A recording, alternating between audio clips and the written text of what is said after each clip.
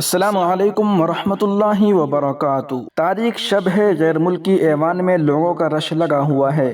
بہت اہم مسئلے پر بحث ہو رہی ہے، سب کے سب غیر مسلم ہیں۔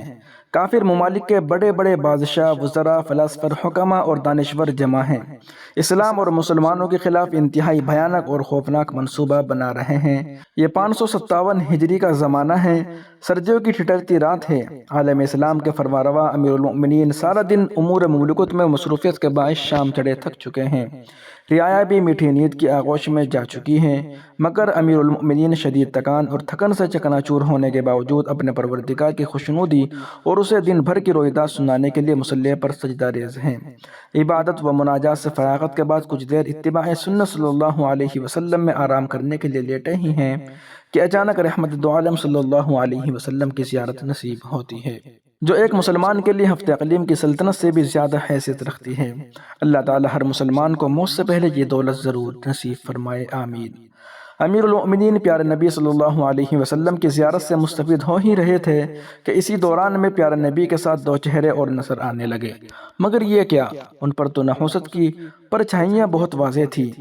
امیر المؤمنین حیرت میں ڈوب گئے کہ اتنے مکروہ اور ناپسندیدہ چہرے آخر کس کے ہیں؟ رحمت دو عالم صلی اللہ علیہ وسلم نے امیر المؤمنین کو متوجہ کرتے ہوئے ارشاد فرمایا، مجھے ان دو شخصوں نے بہت ایذا دے رکھی ہے، جلد مجھے ان شیطانوں سے نجات دلاؤ۔ امیر المؤمنین گھبرائے ہوئے بیدار ہو جاتے ہیں، نیا وضو کر کے اور 2 رکعت نماز پڑھ کر واپس نیند کی وادیوں میں اتر جاتے ہیں۔ کچھ ہی دیر گزرتی ہے کہ پھر وہی منظر آنکھوں کے سامنے گردش کرنے لگتا ہے۔ پھر گھبرائے ہوئے بیدار ہوتے ہیں، نماز پڑھتے ہیں اور پھر آرام کے لیے لیٹ جاتے ہیں، مگر اب بھی وہی منظر آنکھوں کے گرد گھومنے لگتا ہے۔ 3 بار یہ حیرت انگیز واقعہ پیش آیا تو امیر المؤمنین کی پریشانی میں بے پناہ اضافہ ہو گیا۔ اب امیر المؤمنین اللہ کے سامنے خوب گڑ گڑائے اور انتہائی رقت آمیز لہجے میں بارگاہ الہی میں التجا کرنے لگے کہ اے اللہ، یہ کون لوگ ہیں جنہوں نے میرے پیارے نبی صلی اللہ علیہ وسلم کو اذیت پہنچائی ہے، اور اس خواب کا کیا مطلب ہے؟ آخر یہ کیا ماجرا ہے؟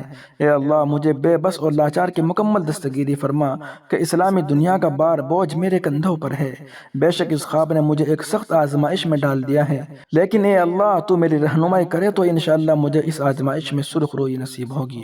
اے اللہ، مجھے اس معاملے میں کامیابی اور کامرانی نصیب فرما۔ ان دلسوز فریادوں کے بعد امیر المؤمنین نے اپنے انتہائی دانا وزیر جمال الدین موصلی کو فوراً دربار خلافت میں طلب کر لیا۔ امیر المؤمنین کے چہرے پر پریشانی کے آثار انہوں نے حاضر ہوتے ہی بھانپ لیے، اور امیر المؤمنین کی پریشانی دیکھ کر ان کے چہرے کا بھی رنگ اڑ گیا۔ دھڑکتے دل اور لڑکتی زبان کے ساتھ دریافت کیا، عالم پناہ، کیا ماجرا ہے؟ کیوں اس قدر غم زدہ اور افسردہ ہیں؟ امیر المؤمنین نے اپنی شب بیتی سنائی اور انتہائی پریشانی سے اپنے اس عقلمند وزیر سے کہا، مجھے کوئی مشورہ دو کہ اب میں کیا کروں، اس لیے کہ آقا نامدار صلی اللہ علیہ وسلم کا بار بار خواب میں آنا اور ہر بار ایک ہی بات فرمانا کہ مجھے ان 2 شخصوں سے نجات دلاؤ کوئی معمولی بات نہیں ہے۔ یہ کسی بڑے خطرے اور اسلام کے خلاف کسی بڑے سازش کی طرف الہامی اشارات ہیں۔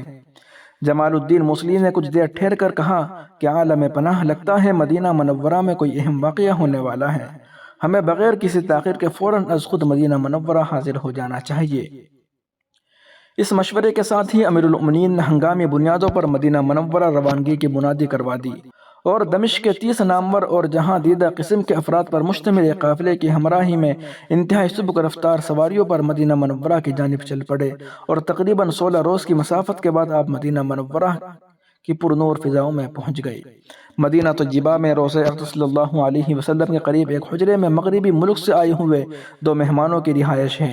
لوگوں میں ان کی بڑی شہرت ہے اور نیک نامی سے لوگ ان کا ذکر کرتے ہیں، کیونکہ انہوں نے مدینہ منورہ میں حاضر ہونے کے بعد اسی حجرے کو اپنا مسکن بنایا ہوا ہے۔ ان کی عبادت اور زہد و ورع کے سارے مدینے میں خوب چرچے ہیں۔ چھوٹا بڑا، مرد عورت، جوان بوڑھا، ہر کوئی ان مغربی مہمانوں کی تعریف میں رطب اللسان ہے۔ سوائے نماز اور روضہ اقدس اور جنت البقیع کی زیارت کے اور کسی بھی کام کے لیے یہ اپنے حجرے سے باہر نہیں نکلتے۔ نیز ان کی سخاوت اور صدقہ و خیرات سے نہ صرف مدینہ منورہ کے لوگ فیض اٹھا رہے ہیں، بلکہ اطراف کے دور دراز علاقوں میں بھی ان کی سخاوت سے لوگ فائدہ اٹھاتے ہیں۔ لوگ ان مغربی مہمانوں کی عبادتوں، ریاستوں اور ثقافتوں سے بے حد متاثر ہیں کہ ہم نبی پاک صلی اللہ علیہ وسلم کے پڑوس میں رہ کر بھی اتنی عبادت نہ کر سکے، اور مغرب کے ان مہمانوں نے ایسی مثال قائم کر دی جس کا ہم تصور بھی نہیں کر سکتے تھے۔ مدینہ منورہ کے گورنر نے ایک بڑے لاؤ لشکر اور استقبالی ہجوم کے ہمراہ امیر المؤمنین کی مدینہ منورہ آمد پر شہر سے باہر نکل کر انتہائی شاندار اور والہانہ عقیدت کے ساتھ استقبال کیا۔ امیر المؤمنین نے رسمی گفتگو کے بعد گورنر کو اپنی آمد اور حاضری کے مقصد سے آگاہ کیا۔ امیر المؤمنین نے اپنے 30 رکنی وفد کے ہمراہ گورنر اور مدینہ منورہ کے معزز افراد سے باہمی مشاورت کے بعد یہ فیصلہ کیا کہ خواب میں جن 2 شخصوں کو دیکھا گیا ہے ان تک رسائی کا طریقہ یہ ہے کہ مدینہ کے ہر فرد کو، خواہ چھوٹا ہو یا بڑا، بوڑھا ہو یا جوان، مرد ہو یا عورت، ہر کسی کو شاہی دعوت نامہ دیا جائے کہ امیر المؤمنین دارالخلافہ سے روضہ رسول پاک صلی اللہ علیہ وسلم کی زیارت کے لیے تشریف لائے ہیں۔ زیارت کے بعد تمام اہل مدینہ کی امیر المؤمنین کی طرف سے ایک پرتکلف ضیافت کا اہتمام کیا گیا ہے، جس میں بعد ازاں امیر المؤمنین خود اپنے ہاتھ سے ہر ایک کو ہدایہ اور تحائف تقسیم کریں گے، لہٰذا اس دعوت مدینہ منورہ کا ہر فرد اپنی حاضری کو یقینی بنائے۔ امیر المؤمنین زیارت روضہ رسول پاک صلی اللہ علیہ وسلم سے فارغ ہونے کے بعد شاہی مہمان خانے میں تشریف لائے، جہاں پہلے سے سب اہل مدینہ بادب تشریف رکھتے تھے۔ طعام کا سلسلہ شروع ہوا، پھر ہدایہ اور تحائف کی تقسیم کا مرحلہ آیا۔ ہر شخص کو امیر المؤمنین نے خود اپنے دست مبارک سے ہدیے دیے اور ہر ایک کو خوب غور سے دیکھنے لگے۔ تمام باشندگان مدینہ ہدایہ لے کر فارغ ہو گئے، مگر وہ 2 چہرے نہیں دکھائی دیے جن کے لیے یہ سارا انتظام کیا گیا تھا۔ امیر المؤمنین بے حد پریشان ہو گئے۔ گورنر سے کہا، کیا اور کوئی باقی تو نہیں رہ گیا؟ کیا سب ہی نے شرکت کی ہے؟ گورنر نے کہا کہ سوائے 2 آدمیوں کے باقی سب ہی نے شرکت کی ہے۔ 2 بزرگ ہیں جو عبادت گزار ہونے کے ساتھ گوشے نشین بھی ہیں، مالدار بھی ہیں، اس لیے عام طور پر نہ کسی سے ملتے جلتے ہیں اور نہ ہی کسی کی دعوت پر جاتے ہیں۔ اسی وجہ سے ہم نے بھی انہیں اس شاہی دعوت میں مدعو نہیں کیا کہ کہیں ان کی عبادت میں خلل واقع نہ ہو جائے۔ امیر المؤمنین کا پارا چڑھ گیا کہ جب کہا گیا تھا کہ کوئی باشندہ باقی نہ چھوڑا جائے تو انہیں کیوں یہاں مدعو نہیں کیا گیا؟ گورنر نے حکم کی تعمیل میں فوراً انہیں بھی ایوان میں بلوا بھیجا اور امیر المؤمنین سے انہیں ملوایا۔ امیر المؤمنین کی حیرت کی کوئی انتہا نہ رہی کہ خواب میں انہوں نے جن 2 چہروں کو دیکھا تھا وہ منحوس اور مکروہ چہرے انہی 2 آدمیوں کے تھے۔ امیر المؤمنین نے ان سے دریافت کیا کہ تم کون لوگ ہو اور یہاں کیا کر رہے ہو؟ انہوں نے کہا کہ ہم دیار مغرب کے باشندے ہیں اور حج کی سعادت حاصل کرنے کے بعد یہاں مدینہ طیبہ میں حاضر ہوئے، بس تب سے یہاں کی پرنور فضا کو چھوڑنا ہمارے لیے مشکل ہو گیا ہے۔ امیر المؤمنین نے سختی سے کہا کہ یہ سفید جھوٹ ہے، جو اصل حقیقت ہے اس سے آگاہ کرو اور ورنہ سنگین نتائج کے لیے تیار ہو جاؤ۔ یہ دونوں گھبرا گئے اور اسی گھبراہٹ میں اپنے دل کی اصل حقیقت سے مطلع کر دیا کہ در حقیقت ہم دونوں یہودی ہیں اور ہمیں ایک اہم مشن کے لیے یہاں بھیجا گیا ہے، اور وہ سازش انتہائی بھیانک ہے کہ کس طرح ہم تمہارے رسول حضرت محمد صلی اللہ علیہ وسلم کا جسم اطہر ان کے روضہ رسول سے نکال کر مشن پر روانہ کرنے والی اسلام مخالف کفریہ طاقتوں تک پہنچا دے۔ جب مسلمانوں کی عقیدتوں اور محبتوں کے مرکز میں ان کے نبی صلی اللہ علیہ وسلم ہی نہیں ہوں گے تو مسلمانوں کی ہمتیں اور حوصلے پست ہو جائیں گے، پھر عالم اسلام کو شکست دینا کوئی مشکل کام نہیں رہے گا۔ چنانچہ ہم جسم اطہر کو چوری کرنے کے لیے آئے ہیں۔ ایوان میں موجود تمام افراد کی آنکھیں پھٹی کی پھٹی رہ گئی اور سب دنگ رہ گئے کہ مدینہ منورہ میں اتنی بھیانک اور خوفناک سازش کی اتنی عرصے سے تیاری ہو رہی ہے اور مدینہ کے لوگ اس سے بالکل غافل ہیں۔ امیر المؤمنین کے سامنے گورنر مدینہ اور معزز شہریوں کے سر شرمندگی سے جھک گئے اور امیر المؤمنین سمیت ہر فرد کی آنکھیں ڈبا گئی کہ ہم خواب غفلت میں پڑے ہوئے ہیں اور ہمارا دشمن ہمارے دین کی بنیادوں کی بے کنی میں اس قدر جری اور باہمت ہو گیا جو آج ہمیں اس ذلت کا سامنا کرنا پڑا۔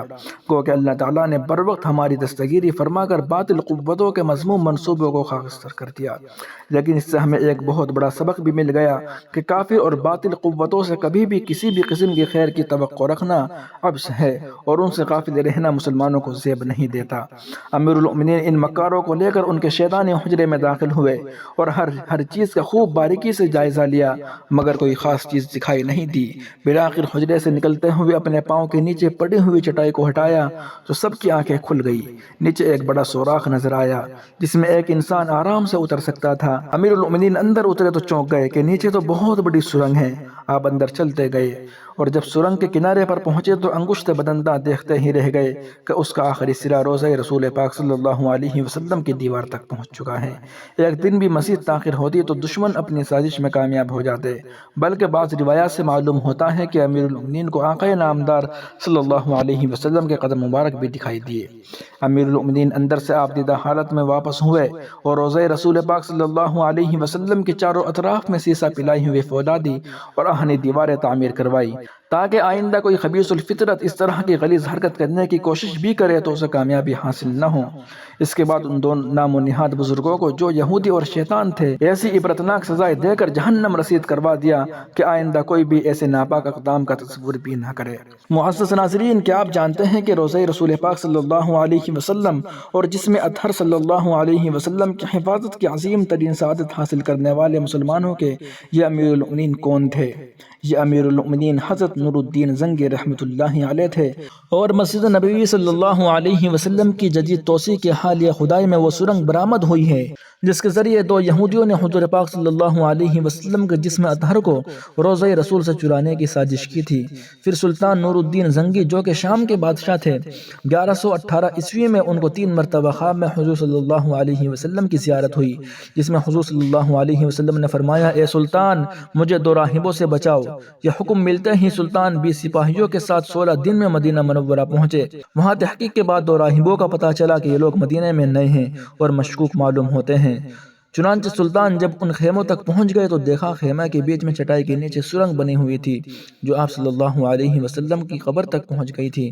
چنانچہ سلطان نے ان دونوں کو قتل کیا اور حضور صلی اللہ علیہ وسلم کے روضہ مبارک کے چاروں طرف کئی فٹ لمبی خندق کھود کر اس میں سیسہ بھر دیا تاکہ آئندہ کوئی ایسی سازش نہ کر سکے۔